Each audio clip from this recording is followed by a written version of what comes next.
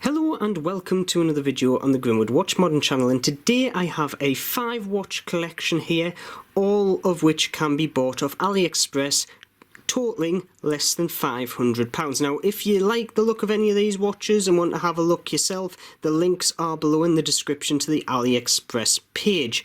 Now, I have 5 watches here which I personally think fit into 5 different categories which could make up the beginnings of any watch collection. So from my left I've got my Beta, which is actually a Pagani 1651 Yachtmaster homage. I've got a dress watch which is my Charmaine Z series.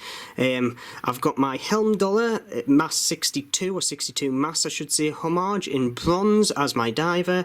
I've got a Parnis GMT as my GMT, and I've got a lovely little Seagull 1963 as my mechanical chronograph. And that's another point about all these watches, they are all mechanical. So with the introductions out of the way, let's have a deeper look into this nice collection. So the first watch I'm going to be looking at is my latest purchase of AliExpress, and this is the Pagani design PG 1651. If you haven't already, I have done a full review looking at this watch. I will put the link at the top of this video now. Specs wise, it's spot on. We've got a 40mm case diameter, we have a lug to lug of 47mm, thickness of 13mm, lug width of 20mm. We've got an NH35 movement ticking away in the back of this. We have sapphire crystal on top with a Cyclops, 100 meters of water resistance with a screw down crown and case back, ceramic bezel insert which is mated to a 60 click unidirectional bezel, and the bracelet itself is solid linked throughout, including the end links. Overall, specs wise, it is great, and more so when you think this watch actually cost me £67 full in. Now, like I say, the size of this watch is what's run me over the 1639. Just fits absolutely phenomenal on my 6 3/4 inch wrist. So for the smaller person with the smaller wrist, I would dare say this is a great watch for you. Now, there is only 2 variants of this blue / transition to black with a starburst effect, or grey, but in all honesty, I do like this variant overall. We do have a display case back in the back there, as you can see, showing off the very bland NH35 movement, but nonetheless it is a good movement, and it's an overall solid design, fully stainless. It's good. The only things that I do dislike about this watch is, one, the crown is very gritty. It is starting to ease off over time, so you never know, in a couple of weeks time that might not be there whatsoever. The bezel insert doesn't line up, the loom is absolutely atrocious on this watch, and the end links are slightly misaligned, so it doesn't actually fully match with the case. However, this watch cost me £67, and at those specs I'm not going to complain, and because of that I don't mind using this watch as a Beta. If I break it, it's only £67. Next up is my Charmaine Design Z series. Yet again, I will put a link to the full review I did on this watch up at the top of this video. Now, this in my eyes is a bit of a down-to-earth Richard Milles homage, and the other thing I'm going to admit now in this category, I am not a big fan of the traditional dress watch. I just find a lot of them dull and boring. It's just me, and I know I will get a lot of stick for it, and I'd say the Charmaine Design is the closest thing in my collection that I would class as a dress watch.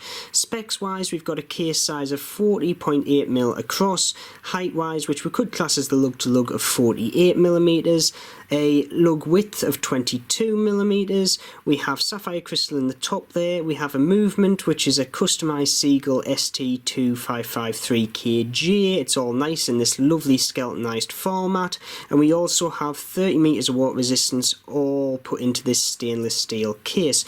So the watch does wear very nicely on my smaller wrist, I have to say, which is all contributed to that very small, I would dare say, lug to lug of 48mm.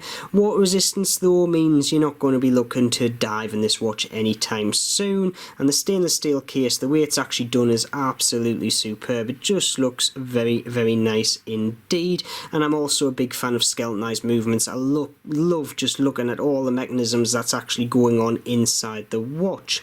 Now, the other few bad points that you've got with this watch is actually just telling the time full stop. It is not the easiest watch to read the time off, more for its skeletonized format. Once you get used to it, you do pick it up a bit quicker, but in all honesty, it's more a bit of kinetic art to put on your wrist. Now, all of this you will be paying £135 off AliExpress, which to be honest I think is a very good deal, especially with the amount of spec you are getting for that, and you cannot go wrong with this watch. Moving on to what I have picked for the dive watch category of my selection, and this is it, the Heimdallr 62 Mass Homage in bronze. This is an all-in-out Seagull homage, copying the very first Seagull dive watch they ever produced, the 62 Mass. However, Heimdallr have put their own spin on it with adding a bronze case and also putting a few little kind of uprated specs here and there. Talking about specs, we have a case diameter of 43mm, lug to lug of 50mm, thickness including the crystal of 47mm, lug width of 20mm. Yet again we have an NH35 movement in there, which is obviously Ciga derived. Water resistance, it does say 300 meters, but personally I think it's more close to 200 meters. Sapphire domed crystal, as you can see there, with a nice bit of blue AR coating in it. 120 click unidirectional bezel with ceramic insert, screw down crown and silicone strap. Now it does have the biggest lug to lug out of all the watches in my selection here of 50mm, however it still fits on my wrist very nicely. Bezel action is a bit stiff, but overall I am happy with it. It's more than livable with. The ceramic bezel insert adds that tiny bit more refinement to the whole look of the watch, and based around the 62 Mass I should say, you get all these lovely vintage lines and curves all over the place. Now this is also the most expensive watch out my pick at £175, but I do love it, and the biggest thing I love is that lovely green dial. Just look at that starburst effect on it. It also comes in blue and like a blacky grey starburst as well if you do not like the green. Now for the Parnis GMT, which is my selection for obviously the GMT category. This has got to be the cheapest automatic GMT you can get on the market. Classic Rolex looks, which it's obviously copying off, with loads of different colourways you can pick from the classic Pepsi look, Batman look, all the way to the plain black sterile, which I've got here. As for specs, we've got a 40mm diameter case, lug to lug of 47 just over, thickness of 13.5mm, lug width of 20mm. We're running a DG3804 automatic movement in there. We've got a stainless steel case. We've only got 30 meters of water resistance, however, which is a bit of a letdown overall. We have a 120 click unidirectional bezel with ceramic insert, which is a bit weird on a GMT as well, but obviously the case is derived from their dive watch. Sapphire glass in the top with a cyclops, and we also do get a stainless steel bracelet with it, which I've changed out for this blue NATO. First thing, like I say, I have changed the NATO out just because I wanted the actual watch on the NATO to give it a bit more of a tooly look. I do still have the bracelet. The bracelet is absolutely spot on.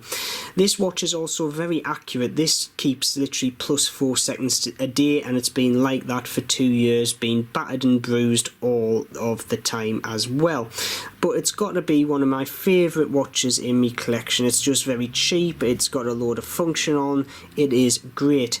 The thing that I do dislike about it though is the setting of the GMT hand. It's basically constantly variable around it. There's an infinite number of positions where on my Tudor it'll click into place at each hour. This doesn't. You can literally sit it between hours and there is a lot of backlash on it, so setting the GMT hand can be a bit of a task.